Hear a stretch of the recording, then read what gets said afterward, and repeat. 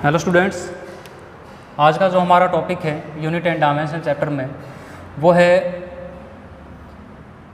System of units. System of units. तो यहाँ पर हमारे पास 4 प्रकार के सिस्टम ऑफ यूनिट्स हैं और कौन कौन से 4 प्रकार के हैं वो देखें आप लोग। सबसे पहला जो हमारा यूनिट का सिस्टम है वो है MKS सिस्टम। MKS system. दूसरा है उसको बोलते हैं CGS सिस्टम। कौन सा? CGS system. अब तीसरा सिस्टम है उसको हम लोग बोलते हैं FPS सिस्टम। और जो 4 नंबर है सबसे इम्पोर्टेंट है जिसका हम लोग यूज़ करते हैं वो है SI सिस्टम। कौन सा सिस्टम है वो? SI system. अब ये सिस्टम ऑफ यूनिट्स है क्या चीज़? ये आप ऐसा माने कि MKS सिस्टम के अंदर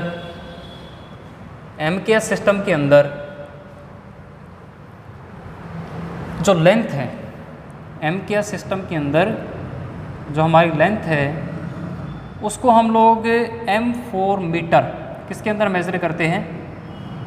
मीटर के अंदर। ठीक है। उसी प्रकार से जो हमारा मास है उस मास को हम लोग K4 kg में मेज़र करते हैं। बट जो टाइम है उस टाइम को हम लोग क्या करते हैं? सेकंड में मेज़र करते हैं। ठीक है। तो यदि हम लोग क्या करें, यदि हम लोग लेंथ को मीटर में मेज़र करें, मास को kg में मेज़र करें, टाइम को सेकंड में मेज़र करें, तो ये वाला जो पर्टिकुलर मेज़रमेंट होगा ये कौन से सिस्टम के अंदर जाएगा? MKS सिस्टम के अंदर। सेम इसी प्रकार से यदि मैं लेंथ को सेंटीमीटर के अंदर मेज़र करूं एंड मास को किलोग्राम की जगह ग्राम में मेज़र करूं एंड टाइम को सेम सेकंड के अंदर मेज़र करूं, तो that particular system of units is called CGS system. Because length centimetre it means C, mass gram it means G, time second it means S। ठीक है ना। तो CGS सिस्टम। तो 3 नंबर सिस्टम में हम लोग को क्या करते हैं? लेंथ इसको हम लोग मापते हैं, किस में मेज़र करते हैं? फुट के अंदर। मास इसको हम लोग पाउंड के अंदर क्या करते हैं? मेज़र करते हैं। और टाइम तो अपना सेकंड में ही रहेगा। टाइम किस में रहेगा? सेकंड। तो यदि हमारा मेज़रमेंट इस प्रकार से है कि लेंथ को फुट में, मास को पाउंड में, टाइम को सेकंड में मापते हैं, तो ये वाला पर्टिकुलर मेज़रमेंट किसके अंदर जाएगा? FPS सिस्टम के अंदर जाएगा। ठीक है। और ये वाली जो हमारी सिस्टम ऑफ यूनिट है FPS, ये ज़्यादातर यूरोपियन कंट्रीज़ है ना, यूरोपियन कंट्रीज़ उनके अंदर क्या की जाती है? यूज़ की जाती है। बट ऑल ओवर वर्ल्ड अगर देखे जाए तो MKS सिस्टम के अंदर थोड़े बहुत क्या किए गए? करेक्शन किए गए। MKS सिस्टम के अंदर थोड़े बहुत क्या किए गए?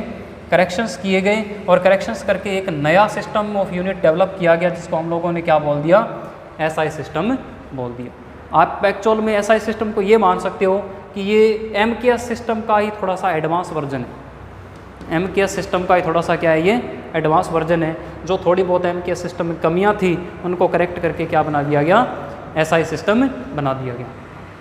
अब ऑल ओवर वर्ल्ड के अंदर क्या करते हैं? जो भी फिजिकल क्वांटिटीज़ हैं उनको ज़्यादातर कौन से यूनिट्स के अंदर लिखते हैं हम लोग? SI यूनिट्स के अंदर क्या करते हैं? यूज़ करते हैं। ठीक है बात। ये वाली ओनली किस में चलती है? यूरोपियन कंट्रीज़ में। बाकी ऑल ओवर वर्ल्ड हम कौन सी यूज़ करते हैं?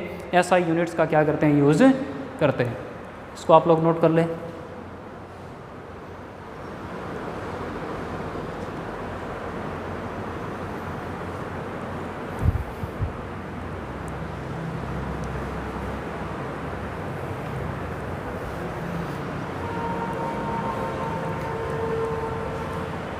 अब इसमें एक बात मैं आपको और बता दूं कि SI जो ऑर्गेनाइजेशन है इसके अकॉर्डिंग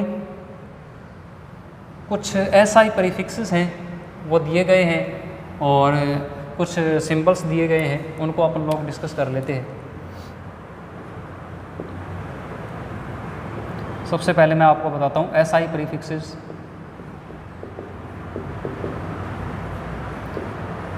ये क्या चीज़ है, ठीक है। SI प्रीफिक्सेस में सबसे पहले जो अपने इंपॉर्टेंट है वो करेंगे। जैसे 10 पावर -3 है, 10 पावर -3, तो इसको अपन लोग क्या लिखते हैं, इसको लिखते हैं मिली। 10 पावर -3 को क्या लिखते हैं, मिली लिखते हैं। इसी प्रकार से सेकंड नंबर यदि हम लोग बात करें तो सेकंड नंबर है 10 पावर -6। 10 पावर -6 को अपने क्या लिखा जाता है, माइक्रो लिखा जाता है। क्या लिखा जाता है, माइक्रो। और मिली का सिंबल रहता है स्मॉल m। माइक्रो का जो सिंबल है वो इस प्रकार से रहता है U, और U की एक साइड को थोड़ा सा बढ़ा देते हैं। उसी प्रकार से जो थर्ड नंबर है वो देखें आप। थर्ड नंबर यदि हम देखें तो 10 पावर -9। 10 पावर -9 को बोलते हैं हम लोग नैनो।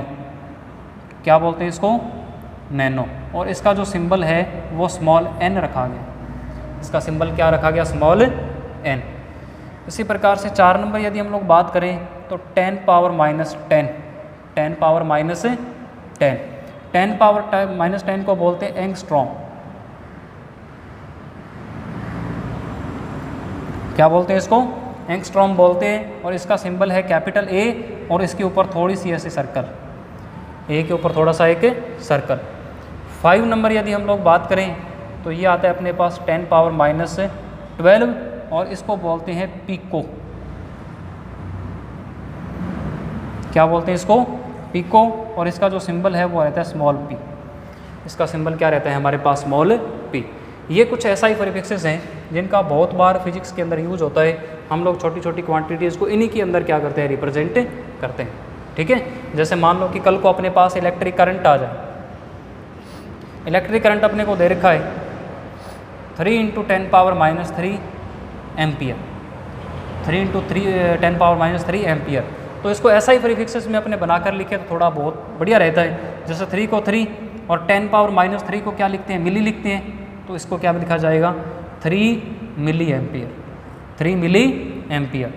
मान लो हमने कैपेसिटेंस फाइंड किया कैपेसिटर का, वो अपने को मिला 7 × 10 पावर -6 फैरेड। 10 power -6 farad. तो यदि आप इसको SI प्रीफिक्सेस में लिखो तो 7 × 10 पावर -6 को क्या लिखते हो, माइक्रो। तो इसको आसानी से लिखा जाएगा 7 माइक्रो फैरेड। 7 micro farad. तो इस प्रकार से इनका क्या है, यूज़ है, ठीक है। नोट करें इसको।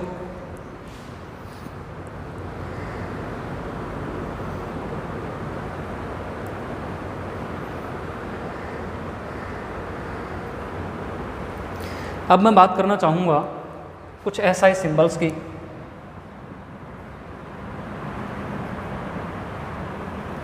SI सिंबल्स की बात करना चाहूँगा। जैसे जो मास है उसका SI सिंबल क्या रहेगा हमारे पास, कैपिटल M। मास का सिंबल SI क्या रहेगा, कैपिटल M। जो लेंथ है उसका SI सिंबल रहेगा कैपिटल L। 3 नंबर जो टाइम है उसका SI सिंबल हमारे पास क्या रहेगा, कैपिटल T। और जो इलेक्ट्रिक करंट है, इलेक्ट्रिक करंट है उसका SI सिंबल हमारे पास रहेगा कैपिटल E। क्या रहेगा, कैपिटल E। यही कारण था कि हम लोगों ने जब डायमेंशन पढ़े थे, एक्चुअल में ये मैंने आपको बता दिया पहले ही डायमेंशन क्या होता है। जब डायमेंशन पढ़े थे तो डायमेंशन में एक्चुअल में हम लोग क्या करते हैं, किसी भी डेराइव्ड फिजिकल क्वांटिटी को, किसी भी डेराइव्ड फिजिकल क्वांटिटी को M, L, T और A इनकी पावर्स की फॉर्म में क्या कर सकते हैं, डिनोट कर सकते हैं। उसी को हम लोगों ने क्या कहा था, डायमेंशनल फार्मूला कहा था, या उनके डायमेंशंस कहे थे, है ना। तो किसी भी फिजिकल क्वांटिटी को इन SI सिंबल्स में या बेसिक फिजिकल क्वांटिटीज़ के अंदर रिप्रेजेंट किया जा सकता है। और ऐसे रिप्रेजेंट करना है कि मास का सिंबल M रहे, लेंथ का कैपिटल L रहे, टाइम का T रहे और इलेक्ट्रिक करंट का कैपिटल A रहे। इस प्रकार से इनको रिप्रेजेंट करना होता है, ठीक है भाई। कर लो, इस बात को नोट कर लो।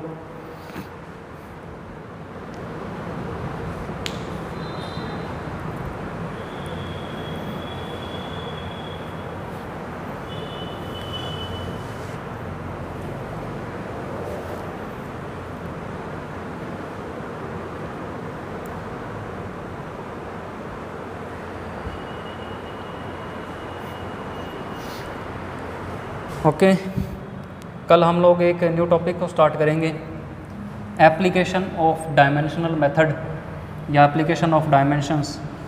क्या है वो, उसको समझने के लिए पहले आपको ये देखना पड़ेगा कि कोई भी फिजिकल क्वांटिटी है उसको रिप्रेजेंट करने का क्या तरीका होता है अपने पास। जैसे मैंने आपको बताया था कि यदि मैं बोर्ड की लेंथ को मेज़र करना चाहता हूँ तो मेरे को एक रेफरेंस स्टैंडर्ड यानी कि यूनिट चूज करना पड़ेगा। फिर मैं उस यूनिट के साथ या उस स्टैंडर्ड के साथ इस बोर्ड की कंपैरिजन करूँगा और कंपैरिजन करके लिख दूँगा कि length of board is equal to 12 marker. और आपको मैंने बताया था कि इस प्रकार से मेज़रमेंट कंप्लीट होता है। ये जो है लेंथ, ये तो एक टाइप की क्या चीज़ है, फिजिकल क्वांटिटी। अब ये इस फिजिकल क्वांटिटी का क्या चीज़ है, मैग्नीट्यूड। क्या चीज़ है ये, इसका मैग्नीट्यूड। और ये जो मार्कर है ये एक्चुअल में अपना रेफरेंस स्टैंडर्ड है जिसको हम लोग क्या बोलते हैं, यूनिट बोलते हैं। तो किसी भी फिजिकल क्वांटिटी को रिप्रेजेंट करने का ये तरीका होता है, quantity Q is represented as numerical value और magnitude N with multiplied by unit U। इस तरीके से इसको क्या कर सकते हैं हम लोग, रिप्रेजेंट कर सकते हैं। ये क्वांटिटी, ये उसका मैग्नीट्यूड और U फॉर उसका यूनिट। ठीक है, अब कल इस इक्वेशन के अकॉर्डिंग हम लोग क्या करेंगे, डायमेंशंस के एप्लीकेशन को सीखेंगे कि क्या क्या एप्लीकेशन है डायमेंशंस के, उनका यूज कैसे किया जाता है, उनका यूज कर करके क्या क्या चीज़ें आप लोग कर सकते हैं फिजिक्स के अंदर। ठीक है भाई, इसको नोट कर लें आप लोग। आज के लिए इतना काफ़ी है, मिलते हैं कल के वीडियो में। Have a nice day.